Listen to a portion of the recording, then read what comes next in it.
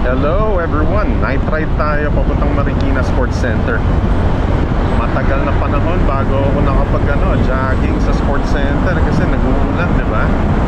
Kaya ngayon, medyo health ang ngayon natin, ang pakay natin ngayon. Walking lang, konting jogging, ilang siguro mga 40 minutes to 1 hour lang. Mga ganun lang. Hindi naman kailangan sobrang tagal. Medyo traffic talaga. Pag per months talagang ganun. Grabe traffic. Safety lang tayo magpanero ngayon. Hindi tayo masyadong pasingit-singit. Daan natin ngayon dito sa may Marquez Highway tapos Hill Fernando para medyo mas mabilis na yung biyahe. Pero minsan traffic rin talaga dito eh. Kaya minsan doon ako sa Marikina dumadaan sa Dalapas area. Pero I think ngayon okay naman dito tayo. Kahit na 5:30 before 6 o'clock madilim na. Ngayon tinong 6:04 pa lang madilim na. Talagang December na Christmas season na.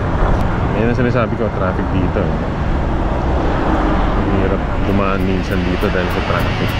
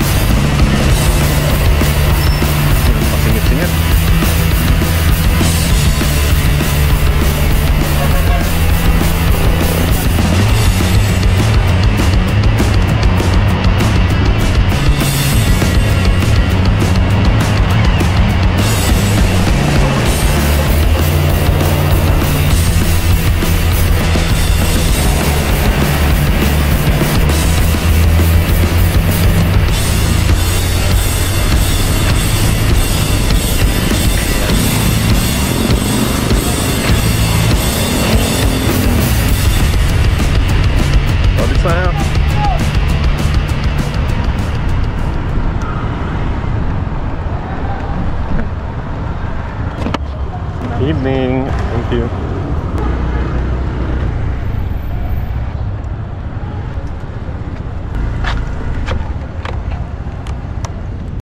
Naya Sports Center. May entrance dito 10 pesos. Minimal lang. Hindi naman masyado mabigat kung semi-weekly ka. Or kahit everyday ka mag-jogging dito, okay lang, 10 pesos. So, let's say 5 days a week ka mag-jogging dito. 50 pesos rin yan. Pero pwede na eh. Pwede na eh. Kapag bili nyo ng ticket, 10 pesos, kailangan ito ibigay nyo sa guard. Okay. Ito na yung entrance. May marami dito. Tinan mo Thursday ngayon, di ba? And maraming nag-exercise kahit na 6 o'clock. Ayan. So ako, ang warm-up ko, lakad lang. Dito lang, lakad lang. Ayan lakad lang. Daming tao rin.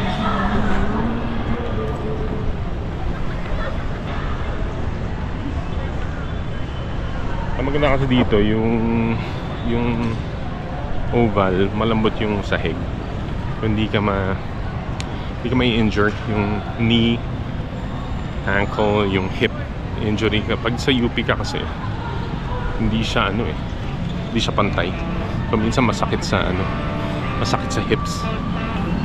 Yun lang na.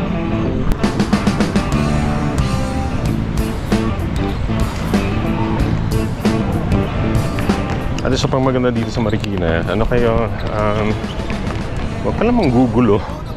Kanya-kanya lang kayo dito. Good vibe eh. You can just do your thing. Walang pakialamanan. And most of them nga, pagka nagka-problema ka, kunyari na-injure ka sa head, willing silang tumulong. Tulungan kayo dito. Mababait naman yung mga tao. Huwag ka lang magulo, diba? Siyempre, kahit saan naman.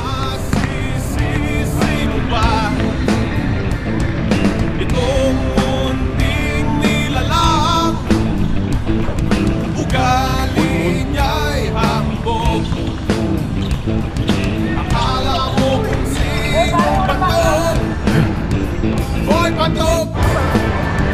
Boy, patok! 45 minutes of walking. Fast to yan. Okay na. Uwi na tayo. Tao.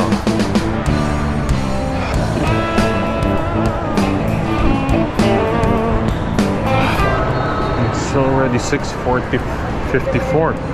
Marami pa rin papasok. Maaga pa. I prefer mas maaga matapos para mas may turo pa ako mamaya. Ito lang part ng sports center na medyo alangan yung pagkadilim nitong part na to. Yun lang naman. Pero the outside is okay. Pero itong part na to, sana yung ilaw na yun, sana inayos nila, hindi ganun. Walang nangyayari.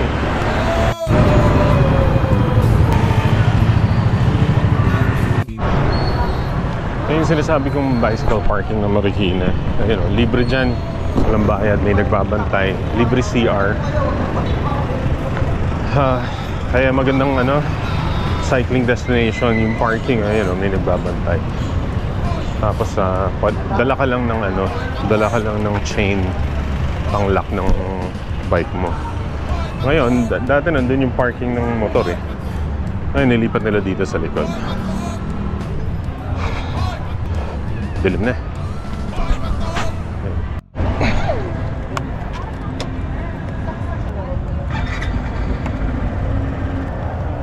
Okay, we're going. Workout done for today. A few months ago kasi every night ako nagja-jogging talaga dito.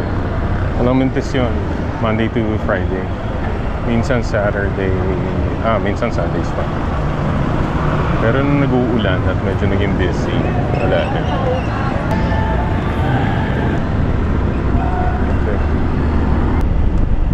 Dito na tayo dadaan sa bayan.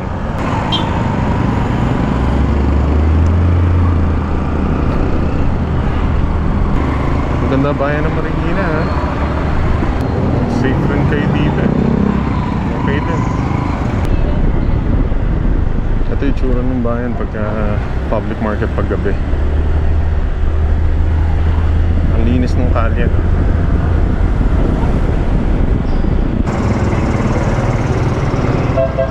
Ito JP Rizal. Ang linis talaga ng kalye dito sa Marikina, no? Na pwede ka maglakad sa gabi. Kung short walk lang, pang exercise, kung kaya mo mag sports center, okay rin lang. Pwede ka maglakad sa kalye. Safe na safe naman.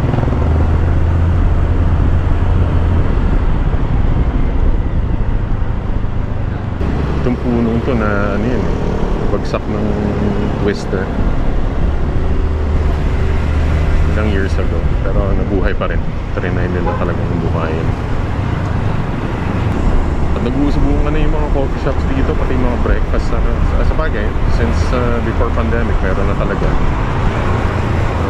Pero ngayon nag-uusubungan na ulit. So madali na i-promote sa social media dahil sa Facebook, Instagram, marami na eh.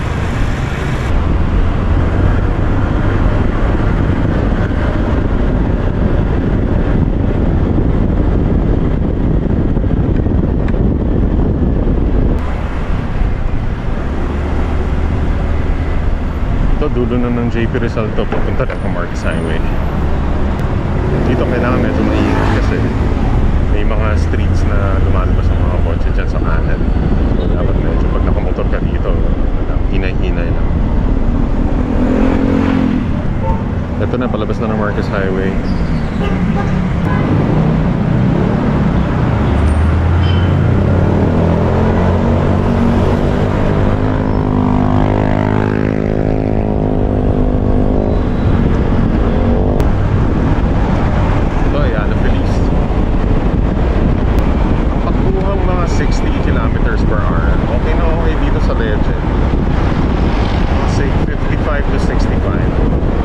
Komportable siya. Lalo na kung may windshield kang ganito, parang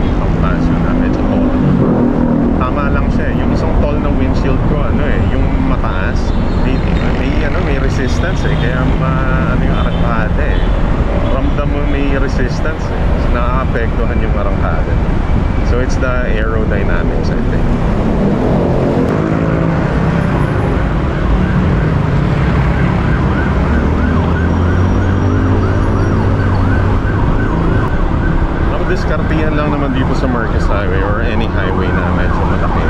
Kailangan ano kaya, medyo huwag kang pag-ewang-gewang. Dapat maintain a straight line as much as possible. Tapos pagka mag-change lane ka, medyo gradual lang, hindi yung biglaan.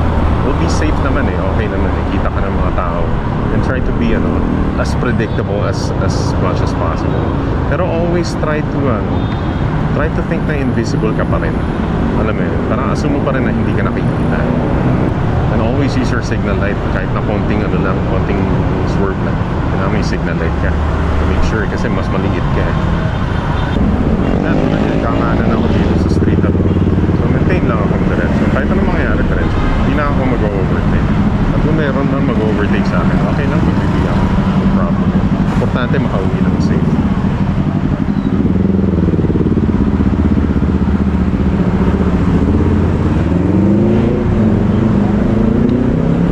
Alright, so I guess I'll end this vlog na. Doon pa ako sa dulo pero wala na mangyayari dito. So thank you very much for hanging out. See you in our next video. Ride safe sa inyong lahat mga sir.